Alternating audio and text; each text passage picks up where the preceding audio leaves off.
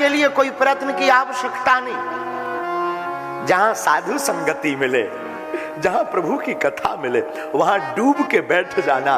देखो, नाव में या गाड़ी में यात्री बैठता है, पार तो मल्लाह है और गाड़ी चलाने वाला कर देता।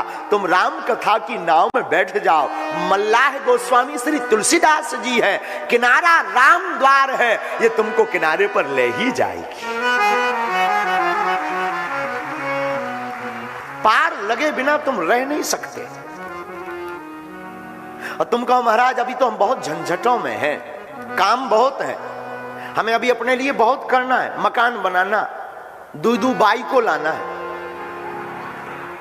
महाराज बहुत कुछ करना है, अभी तो मोटर खरीदना है महाराज, अभी तो बहुत बड़ा पद पाना है। श्रीमान कोई बुरी बात नहीं है, जो तुम करो करो, पर याद रखना वजन मत बढ़ाना, उसमें भजन बढ़ाना।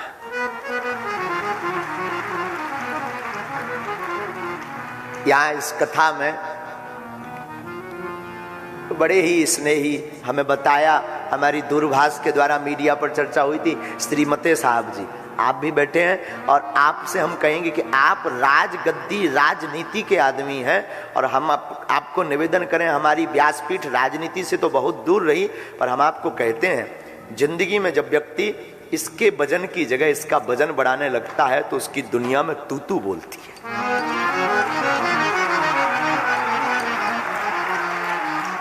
क्या बोलती है?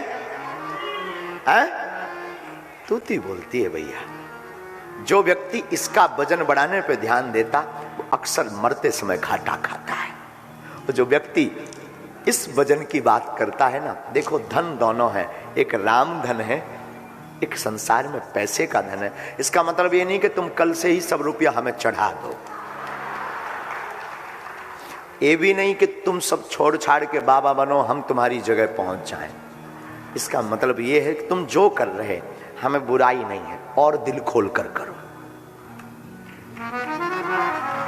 आज तुम 4 घंटा काम कर रहे हो, कल तुम 8 करो, पर बस एक निवेदन के साथ काम करना। अगर हमारी बात मान सको प्यारे मेरे पागल, मेरी प्रार्थना है जो काम करना उसे तुम अपना काम नहीं राम काम समझना। राम काज मानकर काम करना। हनुमान जी का आप कभी चरित्र पढ़िए, हमारे श्री हनुमान जी महाराज कहते राम काज कीने बिनु मोहि कहाँ विश्राम। हनुमान जी को राम काज के बिना विश्राम नहीं है। और तुम्हें भी अपनी जिंदगी में राम काज खूब करना चाहिए। जो पद आपको मिला, आप अगर विधायक हैं भगवान करे और बढ़ो, लेकिन ये मानकर नहीं कि तुम किसी पार्टी के लिए काम कर रहे हो। जो लोग तुम्हारी विधानसभा के लोग हैं ना श्रीमान जी, ये मानना उनमें राम है और आप उनके लिए काम कर रहे हो। आप फैक्ट्री चलाते हो, कोई दिक्कत नहीं, दबा के चलाओ। हम तो कहते दूध उठा और चलाओ, 3 ठा और बढ़ाओ। और उस फैक्ट्री का अर्थ केवल ये अर्थ ना हो, उस फैक्ट्री का अर्थ परमार्थ हो। उस अर्थ में परमार्थ भी होना चाहिए। अब मेरे पागलों, ये काम तो जिंदगी भर लगा रहेगा। जब तक रहेगी जिंदगी फुर्सत ना मिलेगी काम से। कुछ वक्त ऐसा निकालो, आओ प्रेम करें श्री राम से। 365 दिन तुम्हें काम करना है। 365 दिन तुम्हारी जिंदगी में आपा धापी मार पीट दौड़ धूप लगा रहना। आओ 7 दिन रेशम बाग में राम के चरणों में गुजारे। और याद रखना, जिंदगी में जब ठोकर व्यक्ति खाता है तब परमात्मा याद आता है, तब ईश्वर आ जाता है। और ठोकर खाना भी कोई बुरी बात नहीं है, ठोकर मिलनी चाहिए। बिना ठोकर के इंसान आगे बढ़ नहीं पाता है। संघर्षशील व्यक्ति को होना चाहिए। गिरकर उठना, उठकर चलना, यही जिंदगी की नीति और रीति है। और तुम अगर असफलता मिल भी रही, घबराओ मत। मौर्यानी जी, सोपती जी जब हमारे पास पहुंचे, कहा महाराज जी की बहुत विघ्न बन रहा। हमने कहा श्रीमान कोई दिक्कत नहीं, भव्य और दिव्य होगी, हमें अपने इष्ट पर भरोसा है।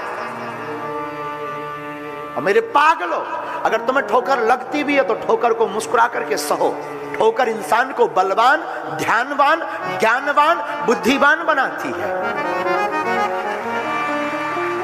याद रखना, शाम सूरज को ढलना सिखाती है, समा परवाने को जलना सिखाती है। गिरने वालों को होती है थोड़ी सी तकलीफ, पर ठोकर इंसान को चलना सिखाती है। कितनी भी ठोकर खाओ लेकिन मुस्कुराओ, ठोकर खाओ और मुस्कुराओ। किसी गांव में एक किसान रहता था। गांव का किसान, उस जमाने में भगवान बहुत जल्दी सुनता भी था। अब आज का जमाना, भगवान डर गया आज के इंसान से, डर गया, क्योंकि इंसान की खोपड़ी बड़ी खतरनाक होती है। क्योंकि भगवान अगर कह भी दे कि तू मांग क्या चाहता, तो वो कहेगा महाराज ब्याह नहीं हुआ, बाई को आ जाए। और अच्छा भगवान कह भी दे जा तेरा ब्याह हो जाएगा, लुगाई मिल जाएगी, तो वो फिर कहेगा कहां मिलेगी।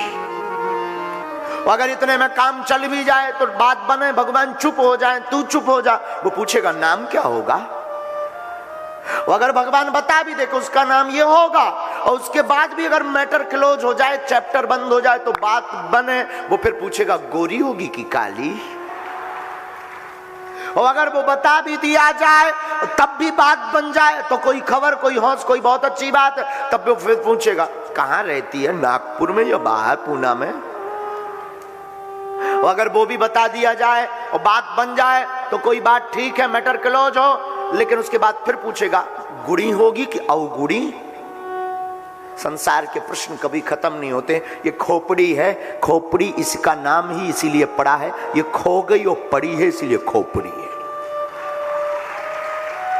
उस जमाने में भगवान बहुत जल्दी सुनता था, आज के जमाने में डरने लगा, खासकर नागपुर वालों से।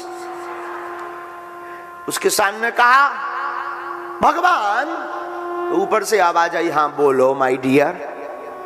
किसान ने कहा तुम बड़ा पगला है बेटे। भगवान ने कहा क्यों? वाह, जब पानी चाहिए तब तू धूप निकालता, जब धूप चाहिए तब तू झमाझम बारिश में सब बहा देता, जब तूफान नहीं चाहिए तब तू इतनी तेज हवा चलाता कि सब उड़ जाता। तुझे किसानी करना आती नहीं है, और खेती किसानी तूने की भी नहीं, तो आपको कृषि का काम आता ही नहीं है। भगवान ने कहा तो क्या करें? बोले अगर तुम्हारा हौस हो, तुम्हें अगर कोई दिक्कत ना हो तो एक काम करो, 1 साल के लिए मैनेजमेंट मुझे देकर देखो।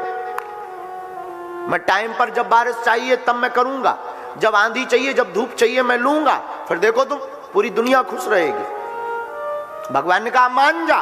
किसान बोला क्षमा करना, मैं बहुत